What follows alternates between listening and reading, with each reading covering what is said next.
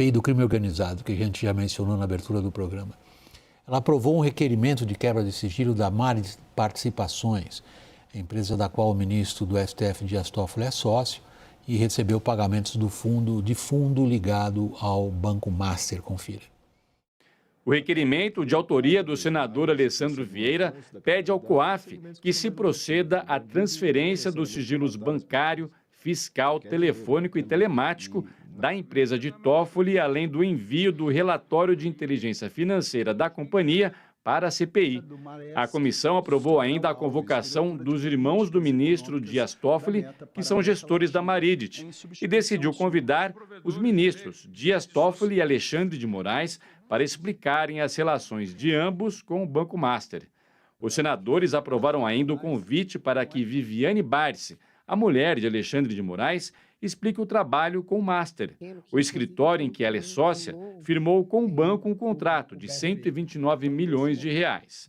Toffoli deixou a relatoria do processo contra o Master há 2 semanas depois de intensa pressão.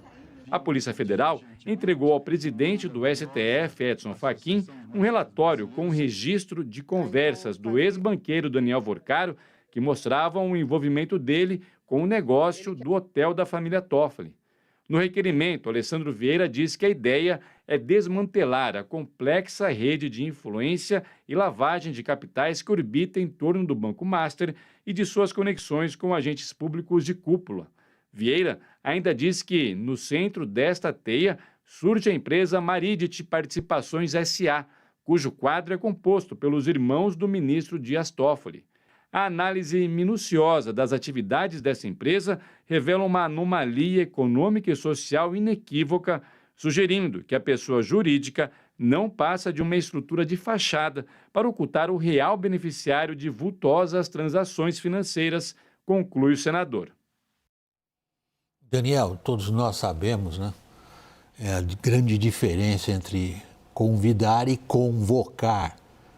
Convite ninguém precisa aceitar, ainda mais nesse caso, mas eu queria focar um pouco no símbolo político disso. Integrantes da Suprema Corte serem convidados a depor numa CPI que investiga crime organizado? É sempre um constrangimento, a gente tem que analisar o valor político de um Congresso que estava majoritariamente evitando uma CPI ou uma CPMI do Banco Master e resolveu aproveitar uma comissão que está em curso para dar alguns passos que até agora não estava dando. Na figura de uma comissão que tem como relator um delegado de polícia com experiência em investigação e que tem como presidente um delegado de polícia civil com experiência em investigação. Ou seja, existe material humano para aprofundar. A quebra do sigilo da Marit pode acrescentar sempre algum documento sigiloso, alguma testemunha-chave pode aparecer que acelere todos esses processos, mas a gente também tem que contemplar um cenário de acomodação que não só o fato de que convidados não precisam ir, mas que mesmo o de que convocados, e aí entre convocados estão Daniel Vorcaro, os irmãos de Dias Toffoli, Fabiano Zettel. Você tem ali personagens importantes que podem perfeitamente alegar para o Supremo que a CPI não tem o caso Master como um fato determinado das suas investigações e que, portanto, podem obter um habeas corpus ou o direito de não comparecer. Aliás, isso tende a subir para o gabinete do relator do caso Master, André Mendonça. E sempre a tendência de André Mendonça, não estou falando por CPIs de agora, mas se a gente for analisar CPI das bets lá atrás, CPI da pandemia mesmo, é de dar esse benefício da dúvida, de que ninguém precisa produzir provas contra si mesmo. Então, os depoimentos tendem a ser menos efetivos, porque talvez nem aconteçam, do que quebra de sigilo da Marit, porque, aliás, o Toffoli não era sócio, né, da Marit, a gente só ficou sabendo que o Toffoli era sócio depois da citação da PF, que nunca havia admitido, só depois que reconheceu. Que tipo de constrangimento vai ser criado, Caio? William, no fundo a pergunta é a seguinte, né? Quanto que você como repórter político, vê de espaço para isso daí prosseguir? Para mim está muito claro hoje que o Congresso escolheu avançar sobre o Toffoli e não avançar sobre o Alexandre de Moraes. Tem uma leitura de que o Alexandre de Moraes se dá melhor com a política, com o Congresso, e houve até um questionamento por parte da Advocacia do Senado, uma recomendação de que não se quebrasse sigilo de escritórios de advocacia nessa CPI. Isso acabou embasando um recuo da oposição em avançar sobre o escritório da Viviane Barsi de Moraes. Porque tem precedentes no Supremo, tem sigilo profissional, uma ação da OAB, inclusive da OAB do Rio de Janeiro, a doutora Ana Tereza Basílio, conseguiu esse entendimento. Então, o Congresso apostou no Toffoli, apostou com precisão, porque tem pagamentos, o Daniel colocou, a gente só descobriu o pagamento depois do relatório da Polícia Federal, e aí é histórico, porque em vez de ir lá o Toffoli, ou Moraes, ou a Viviane, ou quem quer que seja, para depor, para ser um espetáculo sem resultado, você está dando para o Sérgio Moro, por exemplo, que é um dos integrantes dessa CPI, para o Alessandro Vieira, né, os dois são ex-integrantes de carreiras jurídicas, né, judiciais, um delegado, o outro era juiz, o juiz da Lava Jato, elementos para analisar essa quebra de sigilo e pegar o Toffoli. E aí que a gente vai ver, muito provavelmente deve ter algo ali, e aí como que seria essa evolução, principalmente para o Supremo Tribunal Federal e principalmente para o André Mendonça, porque tudo, de alguma maneira, vai estar vinculado ao trabalho dele no caso Master. O seu cenário, Cristiano? William, isso faz lembrar aquela história, né? Não tão depressa que pareça medo, né? E não tão devagar que pareça também provocação. Então, a ideia do Congresso aí, por que eu digo isso? Porque o Congresso também não tem interesse de provocar um desgaste tamanho no ministro Toffoli, a ponto de, eventualmente, ele sofrer um processo de impeachment e, porventura, o Lula fazer uma outra indicação para o ministro do Supremo Tribunal Federal. Ao que tudo indica, parece que a oposição quer mais criar fato político para ir desgastando, obviamente, o governo, tentar explorar esse assunto de alguma forma eleitoralmente, né, e ver se consegue capitalizar isso politicamente. Mas esse convite, o que pode acabar acontecendo é uma reunião, por exemplo, entre os parlamentares e os ministros em seus gabinetes. Então, pode sempre fazer uma acomodação de como que esse depoimento, como esse comparecimento vai ser feito.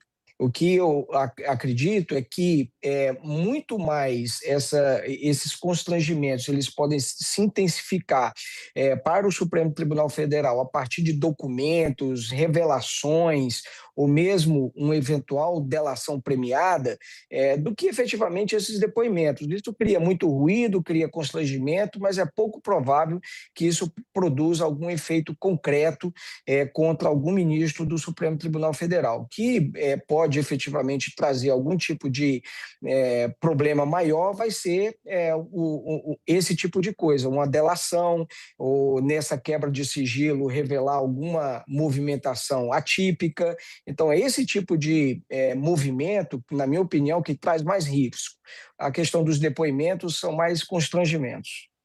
A gente viu, e tratamos disso aqui ontem, inclusive, Daniel, o Supremo via as questões que envolvem reforma administrativa / supersalários, de uma forma ou de outra, buscar com o Congresso afinar um pouco o que se faria nessa questão. Em que medida isso prossegue ou não em função do que está acontecendo agora? Eu tendo a ver essas discussões como relativamente estanques, William. É claro que assim, o Supremo usou o episódio dos penduricalhos e colocar um limite em supersalários como uma tentativa de resgatar a sua imagem no pior momento de uma crise reputacional que já vinha acontecendo. Agora, isso a gente vira a página e volta hoje de novo para a crise do Master, num clima em que dentro do próprio Supremo está muito ruim, em que você tem outros elementos, por exemplo, que precisam ser considerados. Por exemplo, existe uma convicção dentro do Supremo, a gente viu isso naqueles diálogos vazados, mas só para explicar, um pouco melhor o sentimento do Supremo nos últimos dias, que houve uma invasividade da Polícia Federal sobre Dias Toffoli, e a resposta que se tem entre a maioria dos ministros é que sim. Por quê? Mas a polícia não pegou ali dados do celular do Vorcaro e achou citações ao Toffoli? É verdade, mas a impressão que se tem é que houve cruzamentos de dados de forma indevida e não autorizada, geolocalização. Então, existe um clima ruim entre Supremo e Polícia Federal, um clima ruim entre ministros do Supremo pela postura de Alexandre de Moraes com a Receita Federal, por exemplo. Existe uma desconfiança muito grande entre governo e Supremo. Então, o clima todo é muito ruim. E num clima tão ruim como o que existe entre tantos atores, você aumenta a imprevisibilidade do processo. Eu tenho a leitura de que a elite política, o establishment político, os três poderes, o Supremo Tribunal Federal, inclusive, escolheu a cabeça do Toffoli para ser entregue se isso for necessário. Porque, beleza, o clima do Supremo, dentro do Supremo, com a Polícia Federal, é ruim, mas o clima dos ministros do Supremo com o Toffoli, que é apontado como o responsável por ter gravado a reunião fechada e passado essa gravação para um assessor que fez chegar até o site Poder 360, é um clima de que, se tiver nessa quebra de sigilo do Marid um batom na cueca do Toffoli, eu tenho dúvida se o Supremo vai querer segurar o Toffoli. A política já escolheu o Toffoli em vez de ir para cima do Alexandre de Moraes. E o Palácio do Planalto, os sinais todos, são de que o Lula, que já não tem mais a relação que tinha lá atrás com o Toffoli, também acha que ele se lambuzou com mel. E que é um ministro do Supremo que se lambuza demais com mel, que se deslumbrou com o poder e cometeu excessos e continua cometendo excessos de resort até Trancoso e por aí vai.